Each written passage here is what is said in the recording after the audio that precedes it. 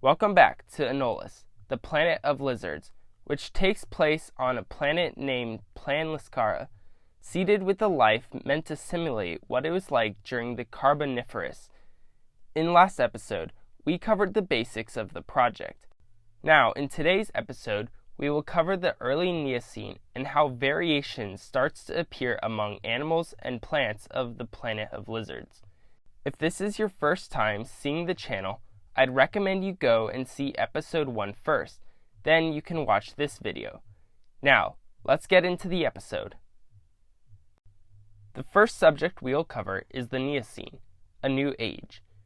The Neocene is between 0 and 20 million years post-establishment. The age is renowned for being generally warm and swampy and full of life. As being the first age, dynasties last only a short time throughout the Neocene, 3 in total. In today's episode, though, we will be talking about the first dynasty, the beginning. Now it is time to actually get into the life of Plan-Lascara. First, we will talk about life at 2 million years PE, and then 3 million years PE. But first, we need to talk about the map. At this time, there is one big supercontinent made up of 4 landmasses: Sagar, Ambystoma, Neoceratodia, and Amia.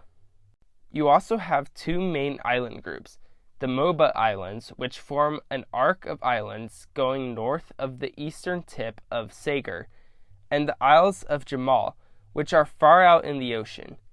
There are 3 major bodies of water: the huge Omnis Ocean covering most of the planet, the Centralis Ocean, which is nestled between Amia and Neoceratodia, Ambystoma, and the Moba Islands.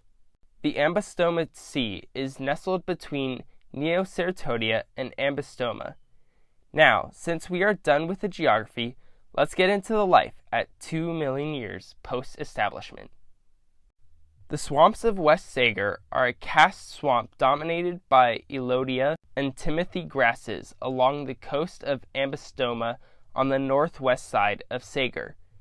This swamp is caused by a massive mountain range, causing a rain shadow effect, which makes it super wet on the west side of the mountains, but super dry on the east side, being a part of the vast Saharian desert. This region has a super high diversity of life with multiple species of animals. Speaking of animals, let's talk about them first. The beach anole is a small molluscivorous species of anole. They inhabit the swamps and beaches of West Sagar. They use their long front claws to dig for mollusks and worms, and their snout is long and fleshy for digging up worms. They are preyed upon by large anoles and tiger salamanders, or fish if they fall in the water and can't swim. They have big scales to blend into the sand, but their frills are dirt brown. The males are nearly twice the size of females, and their neck frill is bright red. They are descended from a small group of anoles that specialize for digging and eating worms. During mating season, the males climb onto a rock and shake their neck frills to attract females. Then they will mate, and the females will dig a hole and lay their eggs and bury them. Scientific name: Littoral anole. The Paddletail anoles are a subfamily of anoles that have evolved to live in wetlands and alongside freshwater bodies. The clade itself names Orocopercevini paddle-tailed lizards. This subfamily has specialized in a semi-aquatic lifestyle, swimming in water with their webbed feet and paddle tails. Most species have specialized in catching small darters, gobies, and salamander larvae, while others have adapted to eating shrimp, crayfish, and snails. This species in the photo mostly eats shrimp and the occasional fish. Paddletail anoles will usually breed during the dry season, where quite a bit of the swamp is exposed and dry. The females will, after mating, usually dig up a hole on the highest points they can access and lay up to 24 eggs. They will incubate for about a month before hatching at around the end of the dry season. Most babies will dash for the reeds for protection and will feed on small insects and shrimp for the next 2 years until they reach sexual maturity. Most members of this clade have quite dull colors, ranging from brown to green in color. The lizard in the photo is the western sager swamp paddletail, Paxillum caudum piscis comedentis. The reed tiger salamander, Archimagna salamandra palisvinitor, is one of the first species of Magna salamandrae, the great salamanders, a clade which will give rise to the first megafaunal species of Plan-Lascara much later in the timeline. Unlike its yet-to-be cousins, though, the reed tiger salamander reaches only a length of around half a meter, feeding upon the various prey species of West Sigurian swamps, which include, but is not limited to, smaller anoles, lungfish larvae, moths, and other invertebrates. This species hunts on land as well as in the murky waters. However, they are far from being apex predators, as they often fall victim to lungfish species. In order to blend in with the surroundings, both to hunt and hide, the reed tiger salamander has gained an olive green skin, and its yellow spots have moved downwards to its lighter underbelly and extremities to act as countershading when submerged in the water. Its front feet have gained rudimentary webbed membranes, and the skin on its tail flattened and widened to aid in swimming. These salamanders mate in the rainy seasons when the swamp's water levels rise. The salamanders take advantage of the dense underwater forest of Elodia to attach their eggs, whose number can vary between a few hundred to over 1,000, similar to swamp lungfish, to protect them from predation. The tiny larvae will hatch after up to 20 days, and it will eat small aquatic invertebrates until they lose their external gills and crawl onto land 2 months after. The swamp lungfish, Elodia bestia, is a family of lungfish that have adapted to thrive in the vast swamps of West Sager. They have diverged from their predecessor, the Australian lungfish, as their diet has solely shifted to smaller fish and amphibians, in some species also whelks and mollusks. The fish have evolved a way of ambush hunting its prey. The murky green scales of the swamp lungfish allow them to blend in with the dense underwater forests of Elodia plants, which is why they are called Elodia bestia, meaning Elodia beast. Unlike the ancestral Australian lungfish, the swamp lungfish are diurnal, meaning they are active both at day and night, only resting when they have eaten enough. To rest, they bury themselves in mud between the Elodia stalks to digest food and recover their energy needed for the hunt. The swamp lungfish do not fear predation, as their aggressiveness and size, with some species growing up to 1 meter in length, making them the apex predators of their habitat at this time. After mating in the warmer season, Elodia bestia stick their spawn to plant stalks in areas densely covered with Elodia in order to protect it from hungry predators. The larvae of most species hatch roughly after 30 days and take around 4 years to reach their maximum size. On the photo, one can see the common swamp lungfish, Elodia bestia vulgaris, ambushing a small rainbow darter. This is the giant lamprey. It is a very derived species of lamprey. As an adult, lampreys can't eat. They have adapted to dig through sediment for detritus like their young. They are generally brown or gray on top of light brown on the bottom for camouflage. They inhabit the swamps, river, and lakes of West Sager. They have a fin on their tail for faster movement. They have sharp teeth for ripping food apart. When a male and female, the male will release his sperm and the female will release her eggs, and they will fertilize, generally in the corpse of a dead animal, so they can eat when they hatch. Scientific name, Murena gigantes. The common freshwater starfish is a large echinoderm. They inhabit the rivers and swamps of West Sager. They use their 2 feet to move like all other starfish. The common freshwater starfish is a detritivore and a carnivore, as they use their mouths to dig through the sediment to find detritus, and they will eat decaying animals. The only animals that prey on the starfish are large fish that can turn them over and eat them. Common freshwater starfish are gray or brown in color to blend in with the sediment. When a male and female find each other, the male will release their sperm and the female will release their eggs. When the sperm and the eggs meet, they will form into a starfish. Scientific name: Asterias communiquarium. The Sigarian spikeshell, Pageopelta spinosa, inhabits the swamp and wetland, as well as ponds and smaller lakes of the continent of Sagar. It is the largest member of the family of Paddletail, the descendants from freshwater ostracods, reaching a maximum size of around 2.3 inches or 6 centimeters in length. A clam-like shell composed of calcium carbonate adorned with spikes forms around its chitinous carapace, which the species can rapidly close upon being threatened to fend off potential predators. It has occupied a niche similar to that of the Earth's sea urchins, as it slowly creeps around in the sediment and ingests small aquatic plants, algae, and detritus. Having no need to escape from predators thanks to their protective shell, the Sigarian spikeshell has lost its ability to swim freely through the water, only being able to propel itself over a very short distance by quickly closing the two halves of its shell. Instead, it scuttles along the muddy substrate of its habitat, using its antennae and strong and large furca. The legs are permanently retreated into the shell and aren't used for locomotion anymore.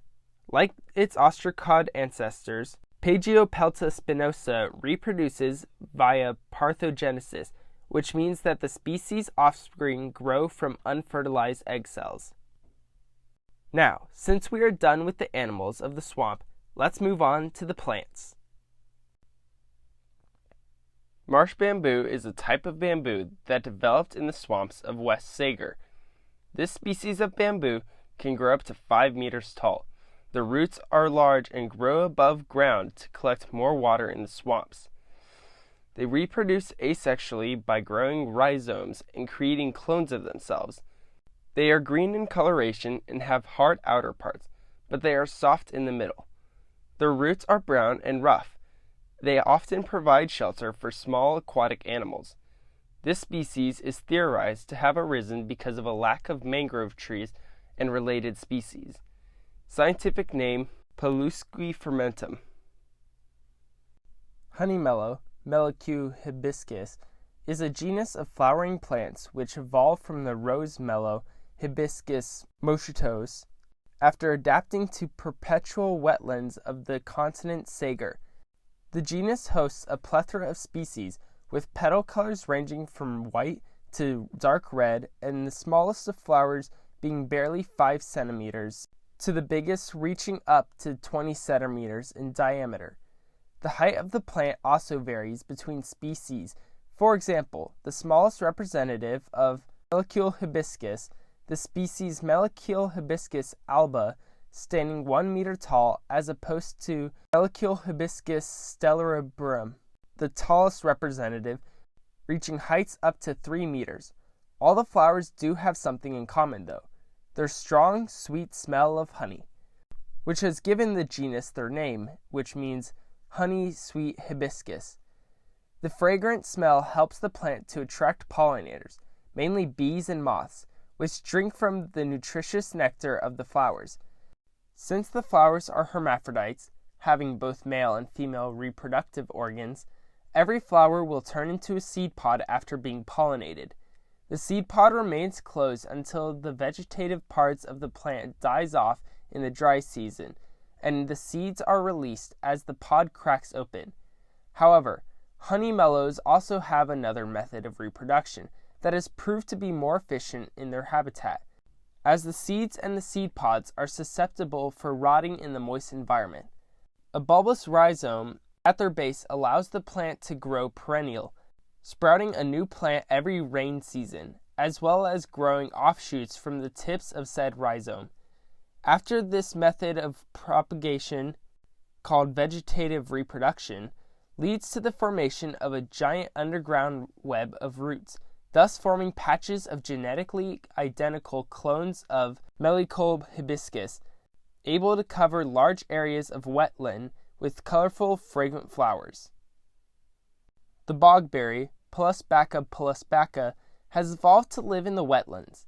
Due to this, their trunks work like stilts to keep the leaves and flowers dry. Their roots are also able to survive being waterlogged. Their dominant pollinators are moths. They retain fruit due to how the swamp waters don't move too much, so the berries will fall in the water and are mostly fed on and distributed by lungfish. And after being pooped out, the seeds will settle at the bottom and sprout, and their leaves are able to survive being submerged. And they rapidly grow, losing leaves on their stems and having their leaves above water. Now, since we are done with the great Neocene sponge reef, we are almost done, but we still need to cover a few other clades at 3 million years post-establishment before we can end the episode. The horsetail tree's descendant from the humble horsetail. It has changed a lot over the last 2 million years. First of all, they have grown enormous for a horsetail, able to grow up to 40 feet tall, and to support this, their stems have evolved to be woody, but not completely woody because the inner bark is spongy, more like that of a palm's bark than an actual tree. They have also evolved what once were their leaves into branches, but to compensate this, they have evolved bristles, which now serve as leaves similar to that of the ponderosa pine. These plants need water to reproduce, so they live in wet places, mostly subtropical rainforests serving as the understory plant, but soon as it continues to evolve, it might eventually compete with the ginkgos up in the canopy and dominate for 273 million years until they disappear abruptly for a reason that will be known when it arrives. But the ginkgos have made it through this. They are most common in the rainforests of Neocene. The clade itself is named Satar boraci. The plant in the photo is the greater common horsetail tree. The blueberry anoles are a new group of anoles that make up the subfamily, this random name I cannot pronounce. These anoles have evolved to have frugivorous diets specialized in blueberries. Due to this, their skull are much more bulkier, meant for eating fruit, and they are now green in coloration to blend in with the leaves. Blueberry anoles will claim a blueberry bush all to themselves and eat blueberries off of it, and since the world is very warm, blueberries fruit year-round. Also, blueberry anoles will usually fight over these blueberry bushes if there are shortages, but most of the time they stick to their own blueberry bush. When there is a huge amount of blueberries around, males will go find females and go and check out other blueberry bushes for females. If it is another male, they will fight, trying to throw each other off the bush. If it is a female, he will flash her his bright red sail, which makes still retain to the female to impress her. If she accepts, they will mate. After mating with a few females, he will return to his own blueberry bush and fight off any other anoles that stole his bush. Soon the female leaves her own bush and lays her eggs in a patch of underbrush, quickly getting back to her bush after laying. When the young hatch, they feed on predominantly insects, but when they get old enough to claim a blueberry bush of their own, they will change to an herbivorous diet. If an adult loses their blueberry bush in a fight, they will eat mostly other vegetation like leaves and grasses. Some populations are starting to abandon blueberry bush, solely feeding on fruit opportunistically and now mostly eating leaves. These populations are more common in drier areas. Blueberry anoles are the most common themselves in tropical rainforests where there really isn't any part of the year where the blueberry bushes are in shortage. The species in the photo is the northern Neocene blueberry anole. We have covered all that we need to for 2 million years post-establishment. So, now let's move on to the 3 million years post-establishment. The Great Neocene sponge reef is the largest reef on the planet at this time, spanning along the east coast of Neoceratodia. Due to the lack of corals on Plan-Lascara, sponges fill the role of reef-building organisms. The reef is diverse with life, which we will cover right about now. Appearing 3 million years post-establishment, Chlorophyra, marine sponges of green color, make up the primary reef-building organisms of the shallow ocean of Neoceratodia shoreline. They are descendants of freshwater sponges after adapting to thrive in the saline seawater to fill the niche of corals absent on the planet. Appearance-wise, these sessile organisms do not stray far from their freshwater counterparts, growing amorphous, oftentimes branching bodies supported by a skeleton of silica spicules and spongin fibers. Their green color comes from zoochlorae, symbiotic algae that lives within the sponge's tissues, giving them the name Chlorophyra, meaning green bearer. Being omnivorous filter feeders, the green sponges eat mostly small plankton and marine snow. Their hermaphroditic sponges reproduce when the sea temperatures are at the warmest of the year, releasing their sperm cells all at once to ensure the most reproductive success. After another sponge has been fertilized, free-swimming larvae are released to settle down and grow a new sponge somewhere else in the reef. Dissimilar to Earth's coral reefs, which are built by the calcium carbonate produced by stony corals, Plan-Lascara's sponge reef rocky structure grows by very gradual biomineralism of the fine silica needles of the sponge's skeleton, thus being able to only add a few meters of height every million of years. Yet the lush, light-flooded reefs are a refuge for a plethora of fish and marine invertebrates, hosting a wide array of grazing spots and hunting grounds between verdant branches of Chlorophyra. The fang-toothed bowfin, Dentiarchum dente, is a descendant of the bowfin that has evolved to live in salt water and be a fast-swimming pelagic predator. They have sharp fang-like teeth designed to catch prey, along with a tail designed for fast speeds. These fish are mostly silver in coloration with red fins. They are social and swim in packs of 5 or more individuals. They hunt mostly small fish like the rainbow darters and common bullies.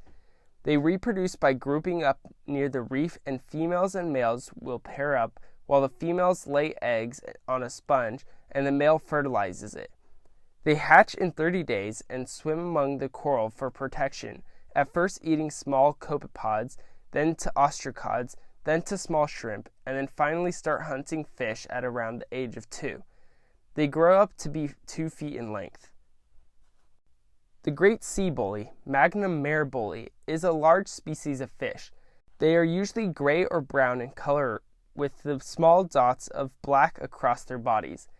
They have 2 dorsal fins and a fin on the bottom of their body. They have fins for direction changing, and they use their tail fin for propulsion. They use their large mouth and strong, sharp teeth to catch smaller organisms to eat. Very rarely do they attack larger organisms because it would endanger themselves. They reproduce by coming together in big groups, and the males release their sperm, and that will fertilize the females. The females will then lay eggs, and the laid eggs will hatch after around 40 to 50 days. Pelagophoridae is a family of small marine ray-fin fish in the clade of Neomylides, a clade which includes all descendants of the ancestral rainbow darter. Unlike its ancestor and most other families existing during the Neocene period, being a benthic freshwater inhabitants, Pelagophoridae has adapted to thrive in saline waters of the open oceans. Members of this family make up around 50% of the ocean's non-carnivorous fish species that can be found almost everywhere. The most abundant genus of the family are the reef darters, Myoluro, living in the aforementioned sponge reefs. Most reef darters are insectivores, feeding on small marine invertebrates like shrimp and tiny annelids, though there are some species that occasionally eat algae. Like all Pelagophoridea, reef darters exhibit broad dorsal and anal fins and the colorfully spotted scales of males. The genus is characterized by their mostly gray or silver bodies. Most species grow to be around 50 to 60 millimeters in length, with males generally being a bit bigger than the females. Their sexual dimorphism is also very apparent when breeding, as the males will use their vibrant coloration to attract female individuals and to fend off other male competitors. After the females have decided for a flirting male, it will lay its eggs protected under sponge branches or buried in the sand, depending on the species, and they will be fertilized by the male. There are even some species that engage in simple form of brood care, protecting the eggs and the fry until they are big enough. Since the reef darters fill out the niche of secondary consumers in the food chain of their habitat, and due to their sheer abundance, they serve as the main food source for other secondary and tertiary consumers, such as the fang-toothed bowfin. Parasomymus, or colloquially known as sea leeches, is a genus of nudibranchs endemic to the Neoceratodian sponge reefs. These unhurried sea slugs spend most of their life munching on abundant chlorophylla sponges with their broad radula and resting between the algae mats that cover the seabed thanks to their nubbly vibrant red or brown skin. They are rather tiny compared to their ancestors, the sea lemons, with the largest species growing not bigger than a human fist.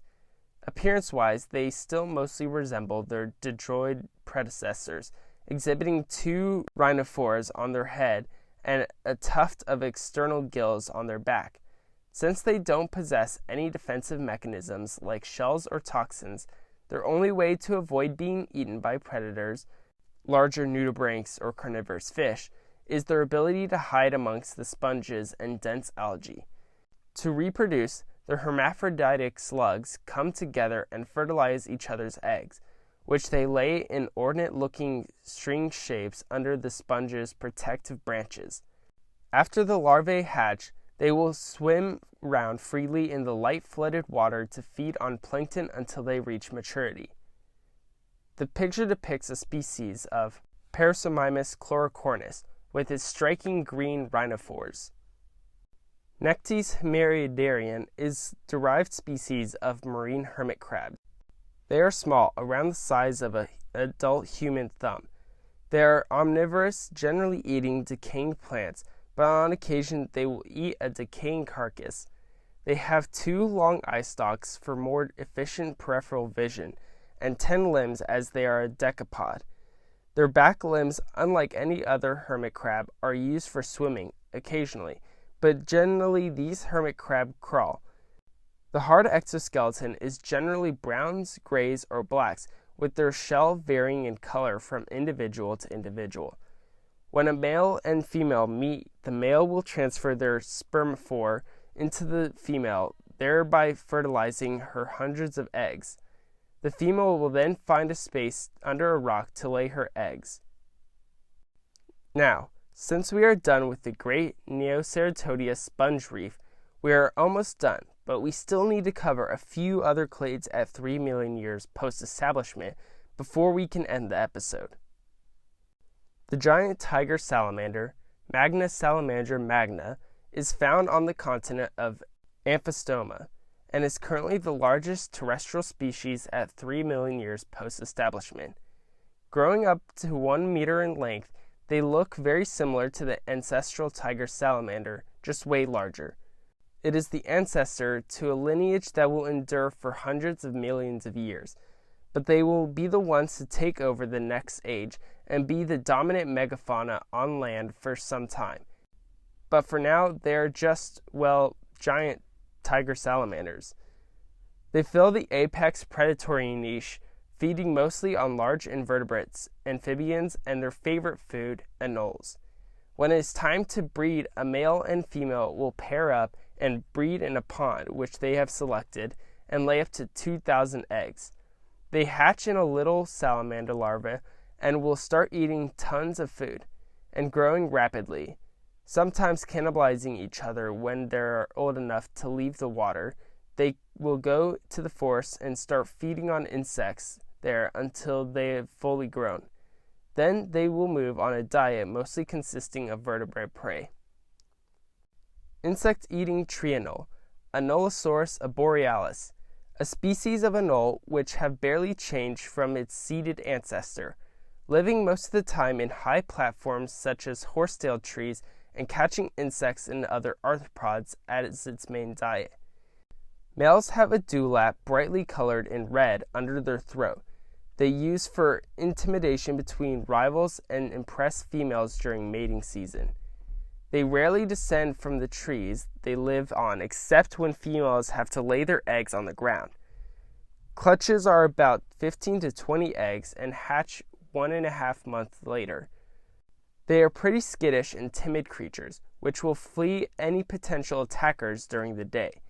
They are mostly nocturnal. If you are interested in Project Anolis, you can join the Anolis Discord, link in the description, and create new animals and plants with us. Don't worry if you aren't confident with your drawing skills, you can create ideas and submit it for others to create artwork for. This series will feature all different episodes about species, genuses, the environments during the different time periods. In the next episode, we will cover the Age of Salamanders, which is the second dynasty of the Neocene, and we will cover the first megafauna of Plan-Lascara. Thank you to An Average Avocado, editor, Reptile, the project owner, MOBA, co-owner, and White Glove for helping to create this video. Also, White Glove, the narrator and thumbnail artist, has a project known as Project Kira. The link to his channel is in the description.